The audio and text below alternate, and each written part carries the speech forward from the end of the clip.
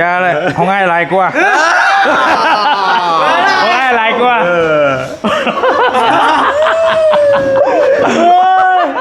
มันนี่มีสบายนะนี่สบาย5 ล้านเดี๋ยวมีเซอร์ไพรส์กันจักสิเฮ็ดเซอร์ไพรส์ได้ยังไงว้าเฮากับมาจากความสิเฮ็ดใส่เค้กเปล่าเลยเอาผู้เดียวมาแต่น้องน้อยอะไรก็มาเลยยาวมาเลยทูยูอ้าวได้คนจะเล่นน้ำเดือดร้อนได้ค่ะวันนี้อะไรครับเล่นน้ำเดือด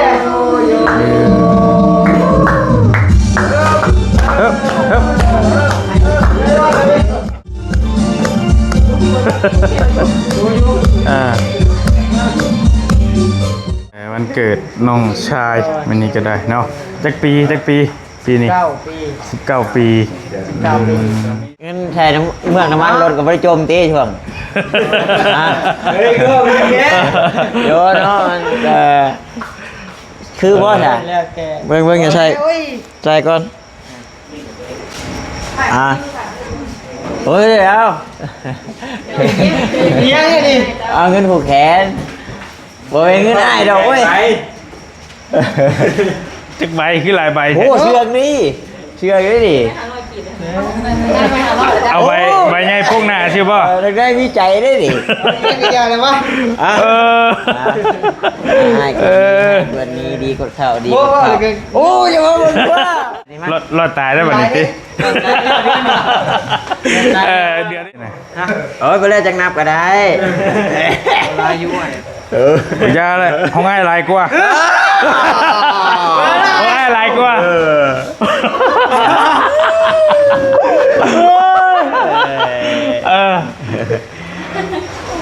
โอ้ใจ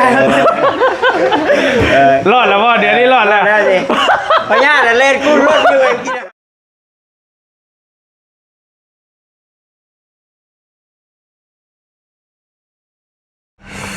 ได้เรียบร้อยแล้วป่ะสบายดีเป่าแล้วป่ะยังไม่ได้เป่าใช่ไหมยังแล้วไม่เป่าไม่ได้อย่างใดเป็นกะถ่าไอ้แน่ไอ้รีมาก่อนเพื่อนว่ะโอ้ยยังถ่าอยู่ไอ้รีเป่าเพื่อนว่ะเด้อพอดีมาวันเกิดน้องชายมื้อนี้ก็ได้มาวันเกิดน้องนิวพี่น้องเพิ่นหาไปหามานั่งลิ้นนั่งลมนะตัวสั้นนะเพราะบ่ถึกแหละอย่างนี้มื้อนี้มีสบายสบาย5 ล้านเดี๋ยวมีเซอร์ไพรส์กันจักสิเฮ็ดเซอร์ไพรส์ได้ยังไงว้าเฮากับมาจากความสิเฮ็ดเดี๋ยวบ่ปล่อยนี่พอดีมีเอื้อยใจดีเพิ่นฝากเงินมาให้มาเซอร์ไพรส์วันเกิดน้องนิวเป็นน้องไงเนาะ5 ล้านคลิปหลายเติบเลยโอ้ทุกเงินเดือนทั้งเดือนเลยได้หาเดือนนึงบ่ได้เห็นน้องไงเนาะไปก็เข้าไปทำตัวปกตินี่แหละไปผูกแขนธรรมดาแล้วกันไป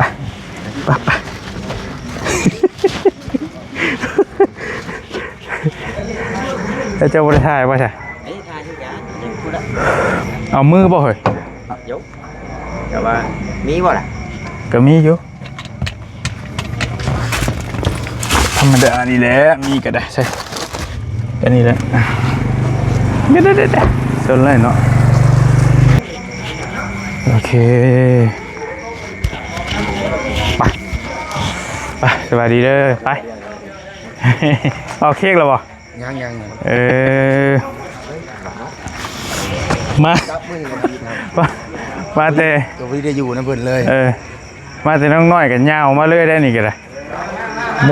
มุมมาโหดโอเคสวัสดีใช้เค้กเปล่าเลยเอาผู้เดียวมาแต่น้องน้อยอะไรก็มาเลยยาวมาเลยใช้เค้กเปล่าเลยยังบริบาเค้กจ่อยโอ้ยยังถ่ายอยู่ดึกเลยกันเอาเริ่มเลยบ่มาเข้าโต๊ะก่อนเบิ่งเด้อหน้าตาเด้อโอเคไปหาอาหารไปโอ้ยได้แล้ว กินได้ โอ้ยจนว่ามันดึกหันดอกเนาะ มากับป้องกับตู้ก่อนได้เลย ป้องเออ ห้องใช่ห้องครัว ตัว ไม่ได้เชื่อด้วยใช้ซอยจูเอามาทุกคนมีอะไรกิน สะจุดบันนี้ นี่แหละ ยันได้ดาบนี่ ได้แล้วกินต้มหมี่กับน้องน้อยมากินนี่เล่งตึงเยอะเอาโตอีกแล้วตัวแรกก็ใส่โตอีกกับน้องน้อยกินนี่ฮะต้มหมี่น้องบี้ไปกับต้มหมี่โตอีกเลยกินนี่ฮะนะ วัดมือแล้วมีแล้ววันนี้เนาะกินแต่อาหารญี่ปุ่นเลยเรา อื่นยันมีแล้ว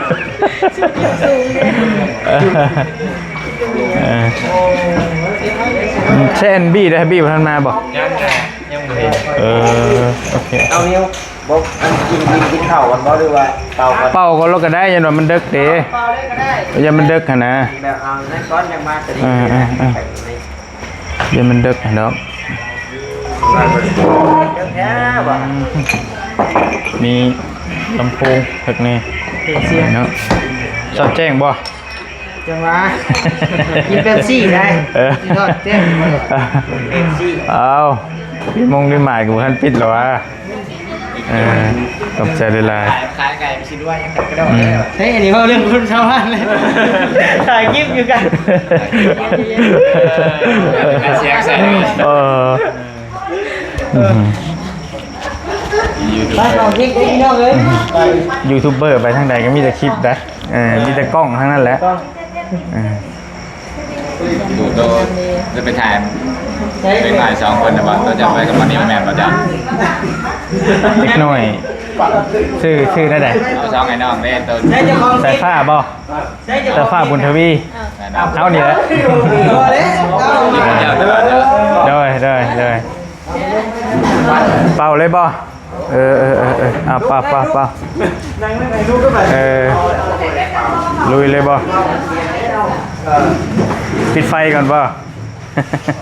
บ่ได้ซื้อเค้กซื้อหยังมาเลยอันนี้ก็ยาวมาเลยยันว่ามันอันนั้น พี่ไอ้เป่ากับเปิดมาเค้กหายเลย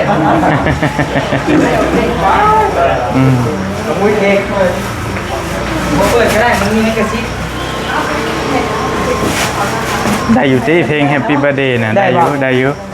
ยเปิดเพลง Happy Birthday Happy Birthday น่ะได้อยู่เพลงตัวนั้นได้อยู่ มันเจอไฟโอ้เสียกระซิบอีกแบบ ยำเลยโอ้ยเพิ่นอ่านเราได้เฮ้ยนี่เพิ่นอ่านว่าชัดไงบ่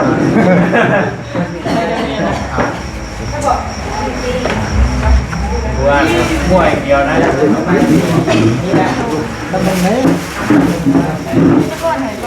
เค้กเราเลยหลายปีได้บ่เห็นแต่นี่นะ บอก หลาย จักปีจักปิดก่อนปิดไฟก่อน อาจารย์เลย บอกได้ให้จะของ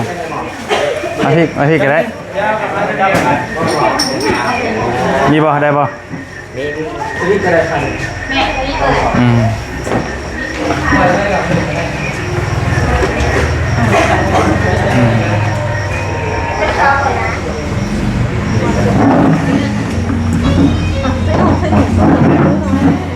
เสียงตู้ลงมัน เราเสียงลงอะไรก็หรือยังเราไม่เนี่ย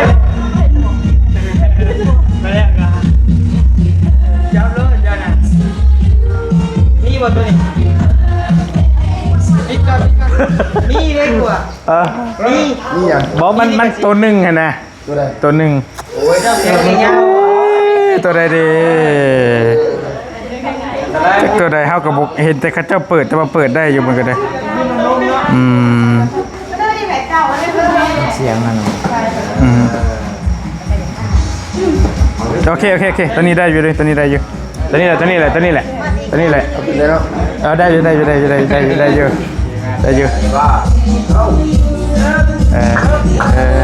day to you อ้าว ได้คนจะเล่นน้ำเดือดว่าได้บอกว่าจะเล่นอะไรครับเล่นน้ำเล่น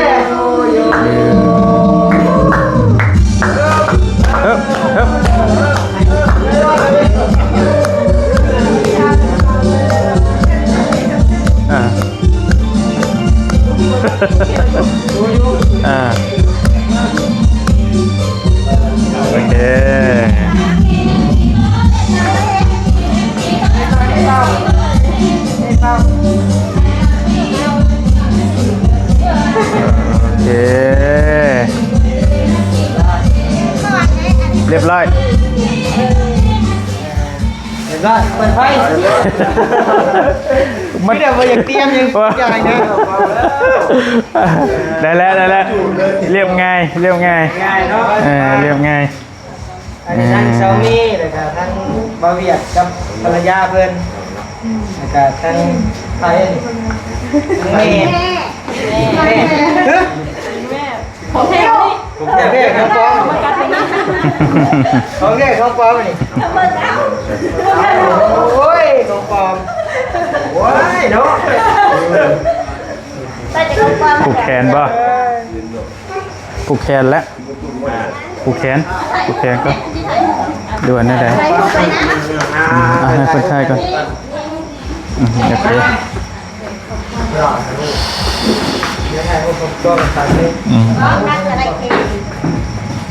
เนี่ยมันมีพอเนี่ยไม่พอกันยังมาถ่ายนะไอ้พอถ่าย เดี๋ยวพ่อชายให้ก็ได้เดี๋ยวโชว์ให้นะเดี๋ยวก็ได้แต่เรื่องเขา นี่ จ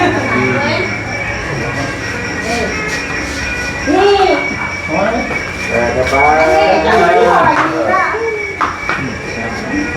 ต้องไปดีป่ะ แล้วก็ได้เดี๋ยวได้แคบๆมาก็ได้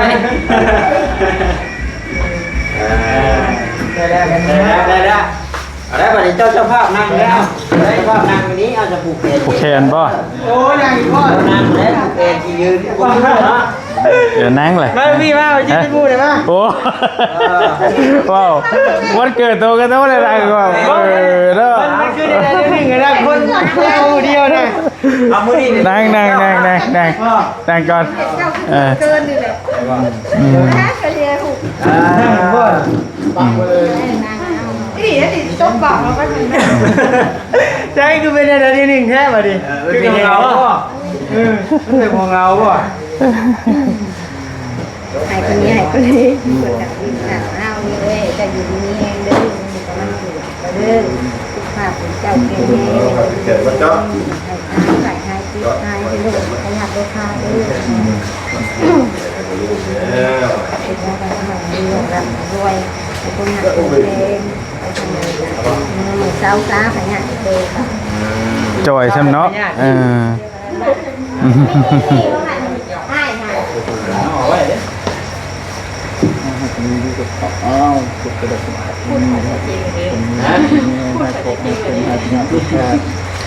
ดีมีแห้งในบ้านเลย ทุกอย่างจะหายไปใช่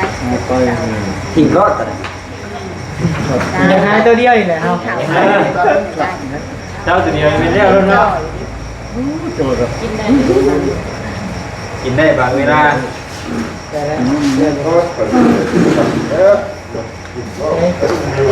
ขาน้องก่อนช่อง เลยให้ครอบครัวมัน ผูกอะไรผูกกันเนาะ ให้ถาอุ้มก่อนให้ถาอุ้ม พี่กันได้ไม่ให้พี่กันได้มาเป็นแบบยันปวดแขนเป็นน้องบรรยากาศวันเกิดน้องชายวันนี้ก็ได้เนาะจักปีนี้ 9 ปี 19 ปี มีใส่โฟมมาสวิต โอเคนี่นะ แขนโมนิ้วก่อนนะตัวมันเขียนอะไรแล้วมีแห้งดูภาพเขียนได้ไม่จะหุ่มซ้ำว้าไม่ค่อยเห็นเลยเขียน เป็นเชนน้อยเลยเฮ็ดเชนน้อยพอดบ่ ไม่จอด เราพยายามมันกอดเอาอยู่ดีไม่แห้งดูภาพเขียนโชคมาเราด้วยเนาะนี่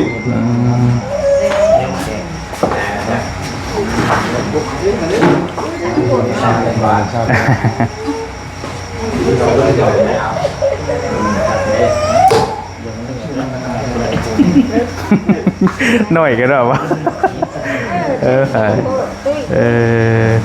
มา ไม่ละบอกกันเนี่ย เข้ามา จะผูกน้ำมันซ่าแล้วเราก็เข้าร้ายบ่อยวัน เขาบอกลายบ่ เขาจะพาผูกแขนเป้าแล้วมันจะนานได้แก้นะเว้ย ต้องบอกลาย ใส่เงิน ลายแล้วว่าให้ฟังนี่ ใส่เงินมันได้แก้ได้ใส่เงินน่ะ มีแห้งเลยเราเก็บเราเก็บไว้ เอานี่จะปังๆโอ้ยผ่ายกันเลยเอาได้แล้วเนาะย่อยแกะ วิวปังๆอ่ะนะแห่งพื้นได้บ่ โตเอา เนาะสั่นเกิน โตเอา2เซต ไปยังมาเก็บไปไหน นะมีแต่ผู้จะเก็บเนาะอ่ะแห้งมันยืน ได้ที่จะผ่านผูกแขนกัน โอ้ยฮู้กัน บอกแกนว่าเถอะเงินใช้เมืองน้ำมันรถกับบริโจมตีช่วง เฮ้ยก็มีแก โยนเนาะคือบ่ใช่ แล้วแก เบิ่งอย่าใช่ใจก่อนโอ้ยเดี๋ยว เลี้ยงนี่ดิ เอาเงินผูกแขนบ่เป็นเงินอ้ายดอกเว้ย จักใบคือหลายใบ โอ้เชือกนี่เชือกนี่ดิ เอาใบใหญ่พวกหน้าใช่ป่ะ ได้วิจัยได้ดิ ไม่เจอเลยวะ เออ ให้คนวันนี้ดีกดข้าวดี โอ้ กดข้าวย โอ้ยอย่ามาบ่นว่าแล้วเลยกินขี้งัวอยู่อิ่มเลยเอาเนาะอยู่ดีไม่แห้งเด้อเนาะสุขภาพร่างกายแข็งแรงอายุมันควรยืนพญาติโรคข้าวให้มาเบียดได้บัดนี้เนาะมันจะสิ่งดีๆร่างไหลเข้ามาในชีวิตบัดนี้เอายังไงเนี่ยแกได้ ของเจ้าแหละพอดีมีเงินพอเพิ่นกับแม่รัดเพิ่นได้เพิ่นโดยกันกว่าผูกแขนน้องนิ้วแน่เฮ้ยมาบัดนี้มาร อดตายได้บัดนี้ติเดี๋ยวนี้รอดตายได้บัดนี้ ตายทางงัวเลย ได้แล้วเลยป่ะนะไอ้ผูกนั่นนี่โอเคเอาตังค์มานี่ก็ได้กินน้ำไหมป่ะโอเค ลงเลยได้สั่น แมน จักใบเฮ้ยนะ ไปเลยจังนับก็ได้ ลายยุ่ง อย่าเลยเขาง่ายหลายกว่าเขาง่ายหลายกว่า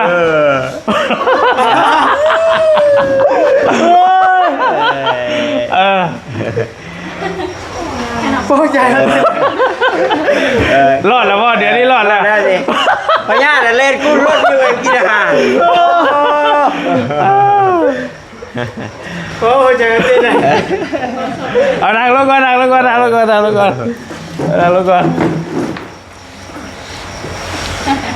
ผูกกันที่สั้นแล้วเลยโอ้เห็นแล้วแล่นดำคุมไปเมื่อกี้บอกว่ามันใกล้แล้ว ไปเลยวะ ไปเลย เอื้อยเพิ่นฝากมาผูกแขนเด้อเอื้อยที่ซอยเฮ็ดเฮือนน้องน้อยเด้อฝากมาหาล้านผูกแขนเจ้าโอเคจังน้องนิวปีนี้ก็19 ปีเนาะก็ให้หายจากพญาธิโรคาได้เจ้ากันเลยไอ้สั่นแท้เลยนะเอาปีที่19 ปีเนาะให้อยู่ดีมีแห้งเด้อน้องเด้อเฮ็ดหยังจำหยังก็ให้เป็นเงินเป็นทองเด้อพญาธิโรคาก็ให้หายไปเด้อวันนี้เด้อให้ตุ้ยพี่คือเก่าได้จ้อยแห้งเนาะโอเคเอา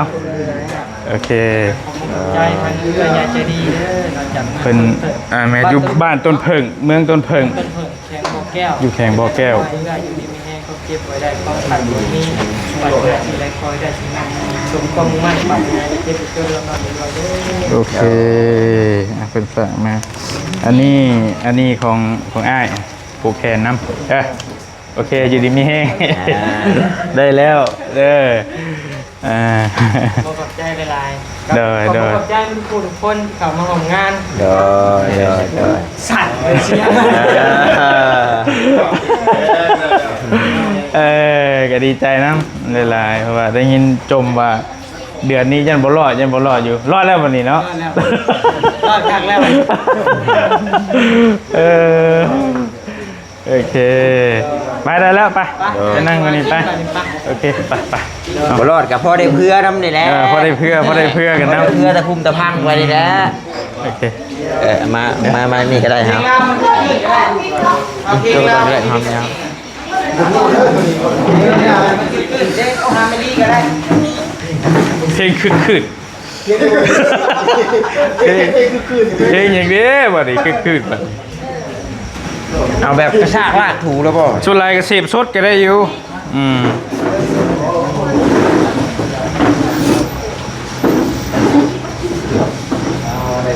ดาราทุนมา เพลง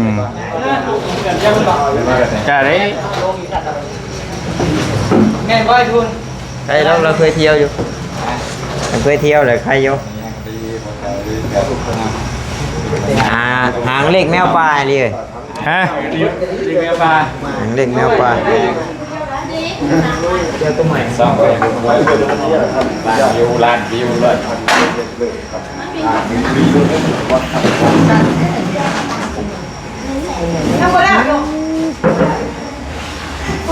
เป็นไปได้บ่พอเปิดกันยังเนาะ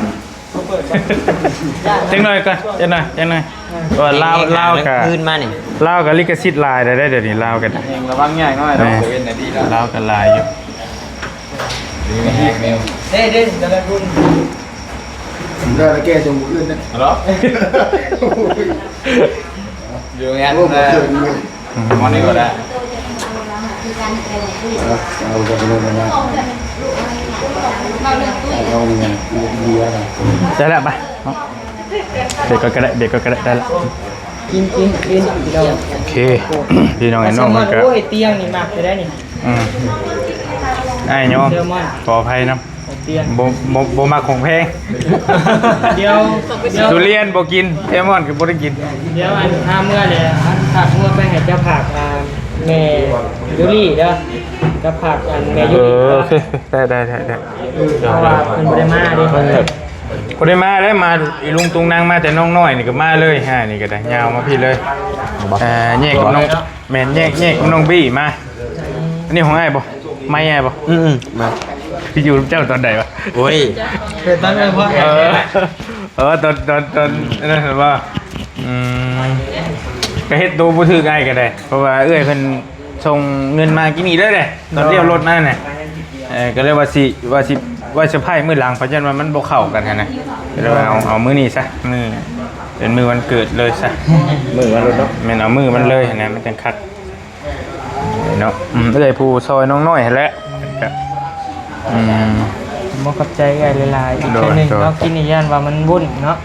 โดย งานมันเกิดบ่นิวปีนี้ก็ขอให้เอื้ออยู่ดีมีแฮงเด้อเนาะความเจ็บบ่ให้ได้ความไข้บ่ให้มี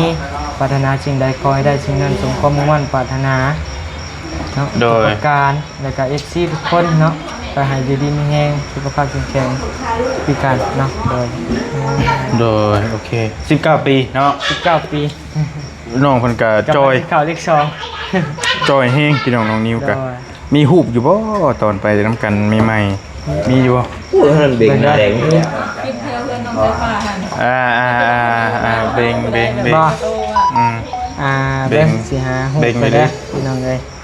ไปก็ไปนี่จนเข้ากันแล้วไปข้างนอกนะ อ้ายกับน้องแล้วไปกันดีตะกี้ ช่วงไปน้องพรนี่กี่เด้น้องพรอยู่พารานน่ะเด้เบ่งในช่วงนั้นกัน บ่เฮิ่ม อย่าละน้ำหนักลดจักโลอ่ะลดไปจักโล จาก68เหลือ51 ผมลงคุณหาดูว่าตา เอาเบิ่งดูบ่ตา เมื่อก่อน 68 หาหนึ่ง เหลือ51 ลงไป10กว่า 11 12บ่ ได้หรอก กลัวกับ17บ่ 8เนาะลงไป17ยังเอ้า เหลือ1 ยังเหลือ51แล้วว่ะ ใช้11โลตี 68บ่ ยังเหลือลงไปเอา68 สิยากหยังเห็นน่ะลง17โล ลง พอจบ ลงหลายดินี่ เอาแล้ว8แล้ว โอ้ เด้บ่บี้มาแล้ว อืม มาเลยมา ได้เพิ่นนั่งนี่ก็ได้ได้บ่ ได้อยู่ เอาเฮ้ยให้ได้ยินให้เพื่อนพี่อยู่ ให้ยังไง โอ้ยหลักฐานมันมีนะในกล้องนะ นั่งพี่ ไปได้ก็ได้ ให้ยังบัด ให้ยังดิ ไปเบิ่งในคลิปข่อย บ่ ในคลิป บ่ว่าเบิ่งเด้อคิดฮอดใครเฮ้ยว่า ได้มาเจอกันอยู่กำลังถามหาอยู่พี่ไปใส่ก็บ่เห็นมา โอ้ขี่รถมาฝนตกฝนร้อนเลยมันเป็นอายขึ้นมาก็ โอ้ยพูดเลย อ๋อ บ่ต้องให้ยังเฮ้ยให้ยังเด้อบ่มีหยังในดีว่าอย่า เฮ้ยแต่ก่อนนี้เราโพตัวได้ เนาะ โอ้ให้มันสินทำมึง อย่าสิ โอ้เบิ่งยิงเลยดิ เบิ่งก่อนก่อยเฮ้ย มีดับลมกำแรงมา นี่นี่ โอ้ยไปอยู่โรงพักคนเดียวนั่นแหละ มื่น ว่า แตกแท้ อยากให้น้องน้อยปอบได้น้องน้อยกันรูปไล่ดูไล่อยู่ไล่ไอ้เว้ย ไอ้นี่เราไปได้ด้วย บ่เดี๋ยวอันไปเบิ่งคลิปมาเลยแค้นเดี๋ยวจะไปเฮ็ดใหม่เดี๋ยวสิหาคนลงต้มใหม่ น้องน้อยก็บี้จะให้นะอยู่บ้า มาหดด้นแล้ววะ ไอ้เปลี่ยนเรือ ทางนึง ประมาณครึ่งชั่วโมงนี่นะประมาณครึ่งชั่วโมงกับมานี่แหละไอ้ก็ว่าอยู่ฝนตกแห้งว่าสิตะกี้ว่าเอารถเจ้าขึ้นหลังท้ายรถดอกว่ะบ่ได้คิดว่ามันสิแห้งหั่นน่ะ ขึ้นมาดิ ร้อนติ ร้อนวันสิ้นดิโอ้ยลีก็ยังบ่มาอีก เอาแฮปปี้เด้อน้องแฮปปี้เบิร์ธเดย์เด้อ ขอบใจหลายๆ สุขภาพแข็งแรงก็ยันว่าควรแขกเพิ่นมันก็นั่นแหละพี่น้องยันว่าอยู่ฟังเพลงฟังลำเนาะเอาเลยเค้ก นั่ง เอาอีกบ่ได้วะได้ มีเค้กมาบ่ บ่ได้มีนะ บ่ได้มีอย่างเลยจวดมาฮอดพี่เลย มื่นก้อนมื่นบ่มีหยังแต่เกือบเห็นขอเป็นลมอ่ะเป็นหยังเอาเลยงั้นนี่เฮ้ยแซวเบิ่งดูเอาเบิ่งได้เลยเกือบเห็นขอเป็นลมบ่ผู้มัดหนึ่งเลยบ่กาบ่ได้ถูเลย พบไปทูน้ำเพิ่น บ่ได้ ไปทูมื้ออื่นก็ไปทูเพิ่น มื่นเนาะ ติดแข่งติดขา บ่ได้ก็ได้เนาะเดือนนี้น่ะทางออกค่างัว2 ล้านนี่หลอดตายเลยค่างัวนี่ สิงงัวบ่สิงงัวตัวนึงดิ เพราะว่าหั่นป้าดิ้นเหนียว2 ล้านแฟนน้องให้บัวกาเอาของเราเนาะแต่ก็ปลาแซลมอน2 ล้านบ่ว่า2 ล้านยังเหลือล้านนึงบ่เบิดได้นะซื้อนี่ได้นี่เป๊ปซี่เยอะ ได้แล้ว บัด ได้ งาน แล้ว น้อยเอาหายรถบ่เอา เห็นบ่งัวบ่นี่เนาะเราเห็นแท้เนาะยังไม่ลงคลิปอยู่นะวันนี้ เอาบุกออกไปเอาหายแล้ว ดีแล้วบ่เอานาทีแล้ว ไม่ได้แบบเลยรถให้อีหลีแล้วก็โอ้รวยเลยให้กับบุกเอาเลย คันเอามามุนเบิดรถกับบ้าเจ้าน่ะ มุน แว่นแตก แหวนทั้งหลังก็สิแตกอีก ทั้งมุนแล้วก็บ้าทั้งที่ให้หัวอีก รถถือว่าบ่มีวันจอดเนาะ น่าแต่ก็ฮู้อยู่แก่ใจนะก็เห็นลองเบิ่งเลยซื้อ เพิ่นก็ให้อีหลีน้องมันก็ยังยืนยันอยู่เนาะ ตูกใหญ่ยอมหักเลยว่ะ แล้วก็ว่าเราให้อีหลีเราอ่ะเราเว้าอยู่ บ่ปกติน่ะแม่เพิ่นก็สิเว้าโอ้นะพูดจริงจังบ่เลยมื้อนั้นน่ะ บ่ได้แต่ว่าเบิ่งขอจับกล้องในบัน เอาเป็นอะไร อันนี้ก็น้อยอันนั้นก็น้อยอันนั้นก็น้อยโค้งมาเอ้ยเฮาก็คือฮุกเห็นวะจังว่าอยู่ จานใหญ่นี่บ่ เด้อเนาะเอ้ยเฮาสังเกตได้ ว่าพื้นจานบ่แล้วก็เอามาให้สังคนนั่นแหละ ตามความจริงก็ได้น่ะบ่ได้กินเพราะลึกได้นี่ฉันทำนี่กินเบิดตัวนึงครับ ยังบ่ได้ชิมอยู่ได้เบิ่งชิมมันก่อนเราเอามาให้นี่เป็นได้เพิ่นเอิ้นยังเฮ้ยเอิ้นยังอันนี้ จักขวพี่ช่าง เอาไหมพี่ โดย เอาไหมกินน้ำกันได้ ใช้ไข่บุกแคนด้วยมาสิบุกแคนให้มัน เอาไปให้ไปเพื่อนผูกแขนฮะ เพื่อน อย่าให้อีกเลย ใช้เอามาเอาใช่เฮ้ยบุกแคนกันแบบนี้พ่อเลยฮะ โอ้ ใช่เด็บตัวน้ำมันเนาะโอ้ทางนี้เขาทางนี้ก็ เอาพูดมาถาม ไอ้หาคิวมาก่อนนี่น้องนี่ มันหมดตีใจเลยค่าแซ่ ค่าเซ่เฮ้ยนี่สแกน บ่ได้ แต่ก็สแกนไว้เลยครับแต่คนสแกนยังอืดว่ะ นอนข่าว สแกนแล้วก็ผูกแขนพี่น้อง เนาะยุคใหม่ผ้าใหม่ มิติใหม่ เขาว่านั่นเจ้าสแกนให้เอาเงินสดกันได้หรอกมันจังคัก เอาเงินสดบ่ได้เลยแบบนี้เอา ไปแล้วบ่ ไปหรอ โอ้เลข6หลัก ใช่เฮ้ย เลข6หลัก โอ้ไอ้ลายนี่เฮ้ย เลข6หลัก มา จับเลย ก็ได้เลยชื่อน้ำใจ อย่าหายเลยเฮ้ย ให้น้องก่อยได้ไหม น้อยบริมีอะไรแม่ก็อยู่แล้ว ก็ได้ไงก็ได้เลย นี่ถามอาจารย์นี่อาจารย์นั่งอยู่ใกล้ๆอยู่ จากได้ยังไง บ่ไหวผ่านตำรวจเนี่ย เบิ้ลนะ บ่อยากให้บ้านล้วนนะ เฮ้ยบ่อะไรเนี่ย ยังไงจนตู้เนี่ย ของแม่ เด้อให้กดนี้ให้กดนี้นี่ต่อไปก็ให้ดีเศร้าเลยเนาะตัวที่ว่าพญาติหายพญาติโลคาอะไรก็ขอให้อยู่ดีมีสุขภาพเข้มแข็งร่ำรวยยอดวิวปังๆโอเคประมาณนี้โอ้เป็น ได้แล้วแต่ว่า ไม่เลยบริพารตำรวจนะไอ้ตาได้เปล่า ดูตั้งร้านเนี่ยมือเนาะ ไอ้ก็ยังว่าเขาบ่ถือจนผูกกันเลยมือสั่นเลยตอนได้ผูกกันเลยนะมือประเทศจะเขาบ่ถือกันเลยนะ เงินมันลายเหรอ เซอร์ไพรส์เพิ่นเงินมาเซอร์ไพรส์เพิ่น ตกใจนะ จะเฮ็ดหยังเขาบ่ถือได้กินนี่ก็ได้ ผู้ให้เนาะผู้ให้ก็สั้นผู้ให้ก็สั้นนะ ไม่กับบ่พึ่งนั่นว่ากำลังโอ้ยรถมากขึ้นได้ดีว่า คือฮู้ไหม ใช่ไหมเอาให้ตั้งกล้อง ไม่ชื่อจังไหนบ่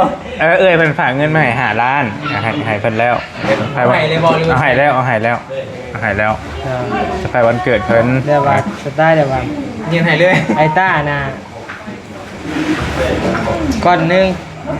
แล้วยังบ่พอนะเพิ่นมาเลยยังว่าก้อนใหญ่กว่าเก่าอีกนะมันเลยสตันเลยบัดนี้สองสั้นเหรอเดี๋ยวมันสตันเลย ลืมแบบว่าตัดกระดาษให้หลายเลยเนาะ จะคือบ่ให้ เนาะโอ้ว่า มันบ่ได้เตรียมน้องมาฮอดเอ้ยบรรทัดโอนมาให้กินนี่ปั้งก็เอามาให้เลยหั่นกระทันหัน หมายพ่อเปิดดิสิดอกผมว่าเอ้านี่เอ้ย นาทีเจ้าเห็ดจักสิบสั้นนี่นะสั้นหนึ่งแบบมันจริงรุ่นเด้สรุปเลยก่อน มันคือว่าเฮาเตรียมการลายมือเลยคัก ได้ ห่อกล่องตู้เย็นใหญ่มาใส่ ก็หามขึ้นนักสิบ่ เอาก้อนหินใส่ดีเลย คนดิเลย เฮ็ดคือรักเด้อ ถาน้องน้อยมากครับเอาลงกองเลยเนาะ เอาน้องน้อยว่าลงก็ ลงกองว่าจะว่าเขามาอยู่เด้อ อย่าทั้งนี้ยกตีสิกัน เขามาอยู่เด้อ ว่าเสมอนะเปิดออกมาให้น้องน้อยดีกว่านั่นน่ะบ่จะคำว่า ทำเลข หยัดจะกล่องขึ้น บ่อันฟาโลอยู่เพิ่นนะฟาโลอยู่เพิ่นเด้อพี่น้องมึงมาแฮงน้อยนี่นะ ตามสไตล์ ใจเพิ่นมักหยอกกันเฉยๆแท้จริงก็ดีใจแล้ว เอาละ ดีใจแล้ว โอเคได้แล้วสมควรเก็บเวลาเดี๋ยวมันแม่นจะมาเพิ่นจะฟังเพลงฟังลำหั่นนะแน่ๆแล้วเด้อน้องเด้ออยู่ดีมีแฮงได้ก็ได้เด้อสบายดีเด้อบัดนี้เด้อไปลำลาแล้วเด้อขอบใจหลายๆเด้อไปแล้วพี่น้องไป